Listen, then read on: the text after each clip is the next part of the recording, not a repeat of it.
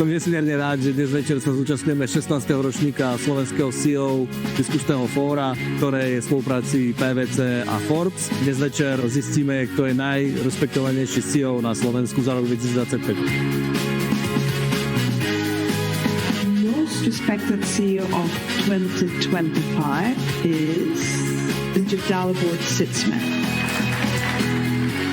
Ocenenia sú pre mňa taký dôkaz zvonku, že niečo ako organizácia robíme dobre. To je ocenenie práce naozaj stovák ľudí, ktorí na tom kontinuálne denne pracujú. Ja som taká možno skôr tvár tých stovák ľudí. Gratulujem Daliborovi Sitzmanovi z Gymnimu. Bolo to tvorené do poslednej chvíle. Ostatní nominanti majú veľmi silný príbeh a ja verím, že aj do budúcna sa zúčastnia a budeme asi vyťazať ďalší rok.